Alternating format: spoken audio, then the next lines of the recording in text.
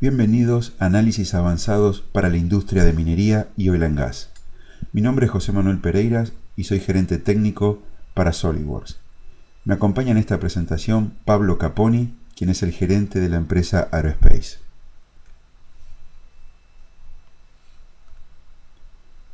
Los objetivos de esta presentación son: en primer lugar, descubrir cómo SolidWorks Simulation es aplicado en componentes de la industria de minería y oil and gas.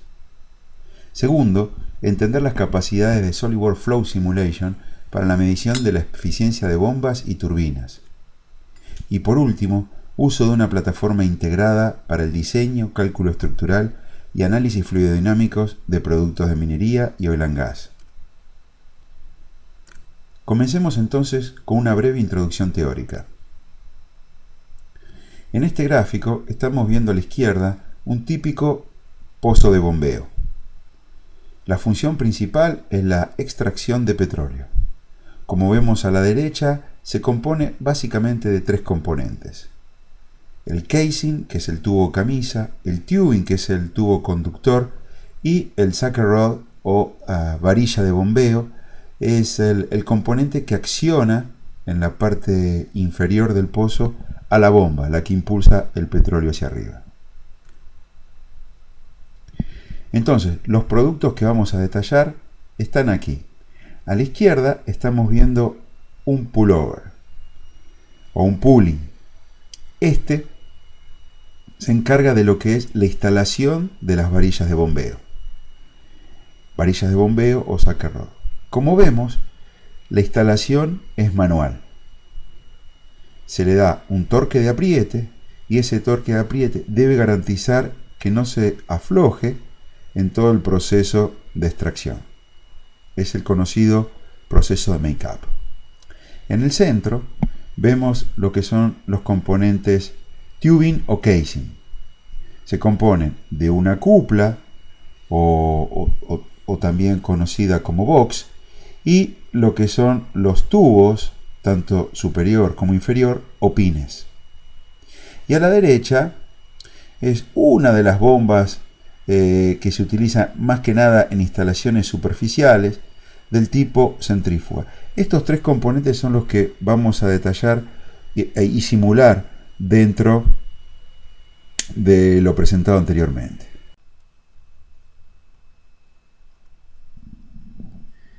Las varillas de bombeo o sucker rod están compuestas básicamente por dos elementos. A la izquierda vemos el coupling o box y a la derecha el pin. Como ya vimos en el proceso de ensamblado, el box o el coupling se encarga de ajustar a los pines en la parte superior y parte inferior. Estos van a producir un cierto make-up o torque de ajuste, y en el proceso y en el fenómeno de fatiga que se produce mientras está alternando la varilla en la parte superior e inferior, vemos una zona de iniciación de la fatiga o falla. Esta iniciación se realiza en un cierto diente. Como vemos aquí abajo, hay una fisura en la cual se inicia este proceso. Esta fisura va aumentando hasta llegar a la parte de rotura. Cuando se produce la rotura total de la varilla, vemos una zona dúctil y una zona frágil. Estos modelos que vamos a estudiar lo dividimos en dos partes. Un primer modelo que es de ángulo 0 grados, que es el modelo clásico de API, en el cual se encuentran las patentes, y es la opción 1 que vamos a estudiar. En la opción 2 tenemos 5 grados y es un modelo mejorado o un modelo modificado. Entonces la idea es que este modelo modificado resulte con una mejor performance. Para ello vamos a estudiar dos criterios de falla. El primero del lado de las tensiones de von Mises y el segundo un coeficiente, el cual se llama coeficiente de Sainz, el que tiene en cuenta el fenómeno de fatiga. A este coeficiente lo vamos a evaluar a lo largo de una línea que va entrando en la parte del metal, del pin, a lo largo de la raíz del primer diente enganchado, donde vemos que la fisura se produce comúnmente en las varillas de bombeo. Aquí vemos la fórmula, un detalle de lo que es el cálculo de este coeficiente adimensional D. En definitiva, esta fórmula tiene una tensión nominal de comparación, aquí tiene la tensión hidrostática, dividido la tensión alternativa. Entonces tiene en cuenta la tensión media y la tensión alternativa. Veamos entonces el modelo en SolidWorks. Este es el modelo del sucker rod o varilla. Si hacemos una explosión de este modelo, vamos a ver la parte roscada del pin en rojo y medio coupling o medio box en azul. Si hacemos un corte de este modelo 3D, vamos a ver claramente la zona de rosca y la zona de hombro con un ángulo de 0 grados. Le decimos hombro o shoulder a esta zona.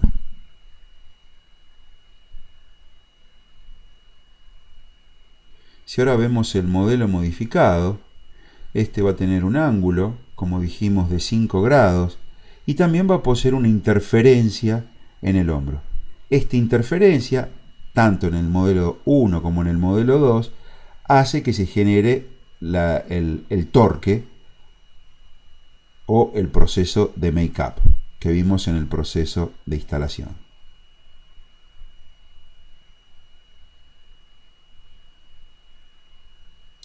Vamos a crear un estudio estático.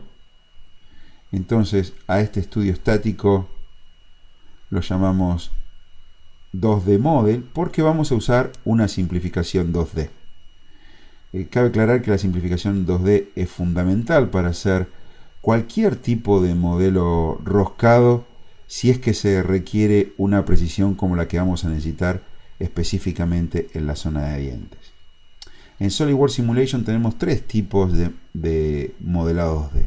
Plano de tensiones, plano de deformaciones y este caso es un axil simétrico. Si bien la rosca es helicoidal, se puede asumir un axil simétrico sin mayores problemas en los resultados finales.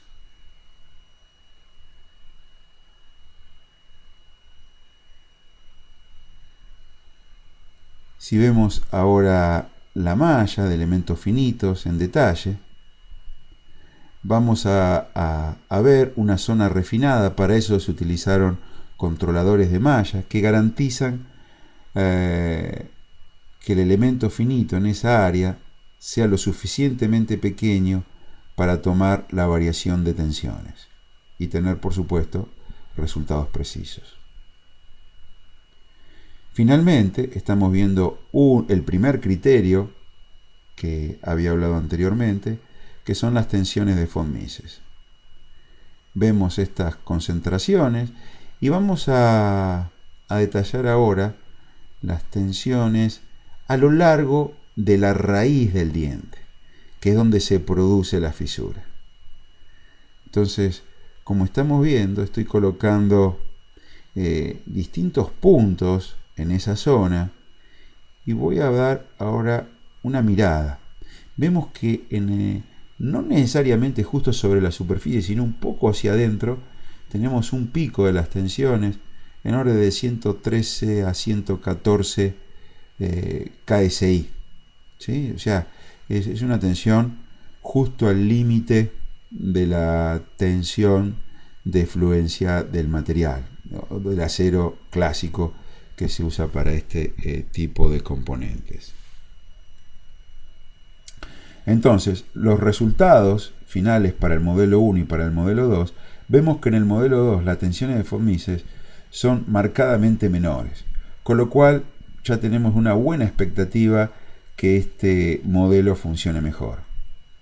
Si ahora miramos el segundo criterio, el criterio de Sainz, vemos que el modelo 1 da un menor valor de Sainz. Eso significa que es está dando peor que el modelo 2 o el modelo 2 está dando mucho mejor que el modelo 1, ya que un bajo coeficiente de Sainz está indicando que las tensiones son más elevadas que el valor nominal de comparación. Entonces vemos ahí un incremento, un beneficio del modelo 2, de la opción 2, sobre el modelo 1. Entonces, acá podemos concluir que el modelo 2 es el mejor diseño, y esto se logró a través de una plataforma integrada en lo que se conoce como CAD y CAE, y finalmente lo que resulta es una reducción en los tiempos de desarrollo.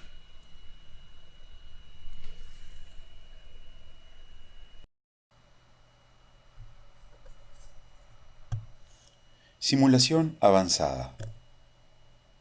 En conexiones roscadas, como hablamos anteriormente, tenemos los componentes de una zona de rosca y una zona de sello.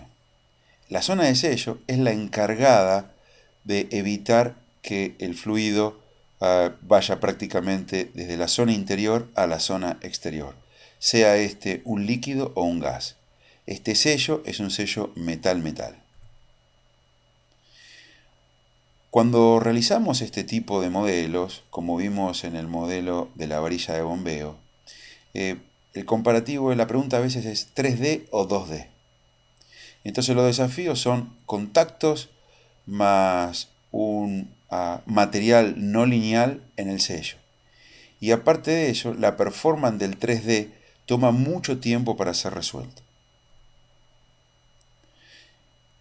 Si tomamos que la geometría es cilíndrica y las cargas axil-simétricas, podemos llegar a un modelo 2D conveniente, donde podemos tener una buena discretización de la parte de rosca y una buena discretización de la parte del sello. Veamos entonces ahora el modelo de lo que es el tubing o casing. Parecido al sucker rod, vamos a tener una zona de tubing, el rojo o pin, y la zona del coupling o el modelo de coupling en azul.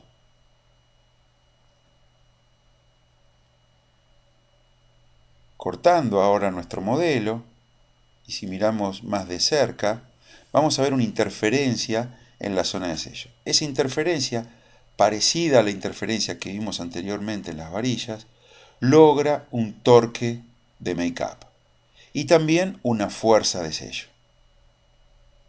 Entonces, este modelo axil simétrico 2D va a tener un cierto material en la cual, justamente para resolver el problema de contacto y de plasticidad, lo que adoptamos es una curva de fluencia con una variable, en este caso temperatura, que la usamos de amuleto o temperatura dummy.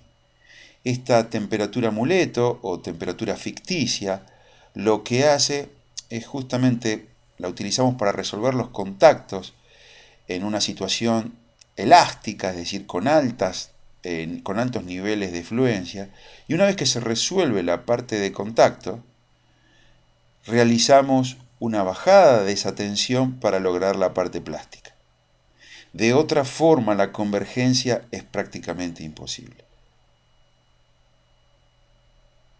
Si vemos ahora la zona del sello y la zona de rosca, nuevamente encontramos una zona bien refinada, que es donde queremos obtener el campo de tensiones y justamente en la zona de contacto.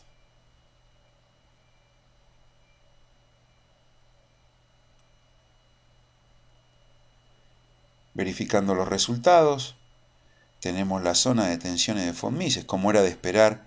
Tenemos tanto en el sello como en el hombro, la parte superior y la parte inferior a la derecha. Tenemos las concentraciones de tensiones debido al mismo proceso de make-up. Y lo que vemos ahí son las deformaciones plásticas que se producen por ese mismo proceso de make-up. Cuando se hace este tipo de modelos, las deformaciones plásticas son cruciales en su evaluación, ya que altas deformaciones plásticas producen una deformación permanente perjudicial para para el tubing, para el tubo, para el pin, y bajas deformaciones plásticas, puede ser favorable, pero ahí tendríamos que aumentar mucho el material, con lo cual no sería beneficioso desde el punto de vista del costo. Buenas tardes, mi nombre es Pablo Castillo Caponi, yo pertenezco a la empresa Castillo Caponi Aerospace y les quiero presentar el nuevo software de crecimiento de grieta que estamos implementando para SolidWorks. ¿Ya? Bueno, en esta presentación voy a hablar sobre la empresa y voy a mostrar el avance que tenemos en la implementación de dos nuevos solvers, que es un solver lineal, que es la gracia que tiene que es para procesamiento en paralelo, y el solver con crecimiento de grietas. Bueno, Castillo Caponi Aerospace es una empresa dedicada principalmente a crear algoritmos y herramientas para solución de fenómenos aeroelásticos. En el fondo, son algoritmos que mezclan la interacción entre sólido y fluido. ¿Ya? Trabajamos actualmente 5 personas y algunos productos desarrollados, por ejemplo, es un software para simulación en 2 dimensiones de perfiles aerodinámicos, utilizando las ecuaciones de capa límite en forma integral, lo cual ha dado buenos resultados con respecto a predecir los puntos de separación basado en el algoritmo EN. Y otro software que tenemos son una especie de librería para minimización de residuos con funcional íntegro diferencial con trazo de tiempo, que principalmente se utilizan para optimización de funcionales que tengan integral, como por ejemplo son minimizaciones de pesos, por ejemplo, en un diseño de estructura o minimización de fuerzas para el caso de un avión. Bueno, les voy a explicar un poquito otra vez cómo se hizo la implementación del solver lineal. En el fondo nosotros tenemos aquí el ambiente de SolidWorks Simulation. Después les voy a mostrar un video de cómo se representa esto. Después uno tiene un procesamiento en paralelo a través de un solver lineal creado por nosotros. Y finalmente se puede abrir una interfaz gráfica diseñada por nosotros para poder ver los esfuerzos, los desplazamientos nodales, hacer corte en el modelo, etc. Gracias a este solver lineal es que permite una gran cantidad de elementos tetraédricos y lineales, utilizando la malla de SolidWorks. Para el solver de crecimiento de grietas es similar a la rutina en general. Uno tiene el mismo esquema de SolidWorks Simulation, coloca las condiciones de carga, coloca las fuerzas, etc. Después uno coloca resolver a través de crecimiento de grieta en paralelo, le pide un nombre de usuario, una contraseña, uno coloca OK, el software corre en el computador local y finalmente uno tiene una interfaz de procesamiento similar a la anterior, en donde puede ver a través del tiempo cómo va a ir creciendo las grietas. Este solver es más que nada para un diseño fail-safe y no es para estimar con respecto al tiempo el crecimiento de grieta. Vale decir, nosotros no vamos a estimar correctamente el tiempo en que esa grieta va a crecer, pero sí podemos estimar dónde esa grieta va a partir y dónde esa grieta va a terminar. Entonces la gracia es que, por ejemplo, en el caso de los aviones, para poder computar, por ejemplo, paneles, uno puede ver el efecto de una grieta en un panel y que no pase al panel del lado. A través de este video les voy a mostrar cómo funciona nuestro solver, cómo se ha implementado en SolidWorks. Bueno, miren, podemos abrir una pieza, como normalmente se hace en SolidWorks, en la cual se le puede hacer zoom, se puede mover. Luego uno va al ambiente de simulación de SolidWorks Simulation, donde podemos ver las condiciones de borde, que son, por ejemplo, en este caso, desplazamiento nulo en la base y presión. Luego se puede crear la malla, como se hace comúnmente, como para cualquier solver de Solid. Y después de ello, cuando se instala el add-in de nosotros, aparece una pestaña llamada CC Aerospace Solver. Cuando uno la aprieta, contiene 3 opciones. Contiene la opción de mostrar las opciones de nuestro solver, en donde podemos tener un análisis lineal o un análisis de crecimiento de grieta. Lo otro es que uno a futuro va a poder arrendar el tiempo de computación en otros computadores. Como opciones generales podemos ver que uno puede elegir las opciones, puede correr el nuevo solver y puede abrir la nueva interfaz gráfica para poder mostrar los resultados. Ahí se selecciona el tipo de resolvedor que uno quiere y lo puede correr. Cuando aparece esta pantalla, uno agrega su nombre de usuario y su password para que le dé acceso a resolver en este procesamiento. Se conecta a nuestro servidor, luego exporta la malla, las condiciones de borde, las restricciones, materiales, a nuestro nuevo módulo de resolución del sistema de ecuaciones.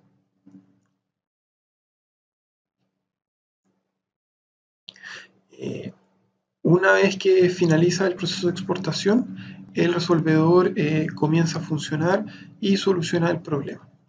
Y luego de eso se puede ver que se abre una nueva interfaz que también se puede abrir a través de este icono de mostrar resultados, en donde se puede ver los resultados a través de desplazamiento o a través de esfuerzo de los elementos. Se pueden generar cortes, se puede invertir los cortes, se puede girar, se puede hacer zoom, similar al aspecto que tiene la interfaz gráfica de SolidWorks. La única diferencia es que en este caso nuestra interfaz se puede comunicar con nuestro resolvedor de manera interna y acelerar el proceso de visualización para grandes mallas. Muchas gracias por su tiempo. Espero que les haya gustado el video de nuestro adelanto sobre la implementación de este solver en SolidWorks. Y nosotros tenemos como fecha planteada que aquí a fin de año este solver debiera estar finalizado y listo para poder ser utilizado. Hasta luego. Aplicaciones en fluidos. Aquí vemos el gráfico de eficiencia de una bomba. En el eje vertical, altura manométrica, y en el eje horizontal, caudal en metros cúbicos por hora. Vamos a ver cómo en SolidWorks Flow Simulation podemos rescatar como resultado estas curvas. Lo que vemos aquí es el modelo de una bomba centrífuga, la cual tiene dos condiciones de entrada, una condición de presión a la entrada y una condición de presión a la salida. En este caso voy a utilizar la simulación paramétrica de Flow Simulation. Esto lo que permite es variar, por ejemplo, la condición de presión en la salida y realizar muchas simulaciones para cada uno de estos escenarios. Como vemos, voy a tener un escenario para cada presión de salida. Y para esas condiciones voy obteniendo un caudal determinado. Por supuesto, a mayor presión de salida voy a obtener un menor caudal, como era de esperar. Lo que vemos en este caso son los resultados sobre la bomba. Los vectores indican la dirección del flujo y el color indica la magnitud de la velocidad. Veamos ahora las trayectorias del fluido. Considerando que tenemos una determinada rotación, vemos cómo el fluido está entrando por la parte del eje de la bomba y el agua, el fluido, es impulsado hacia la parte superior.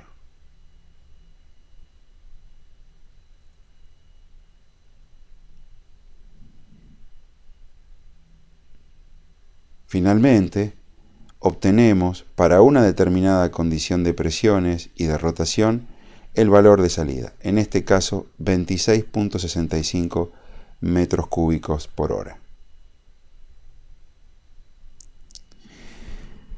También puede usarse como alternativa la parte de Sliding Mesh.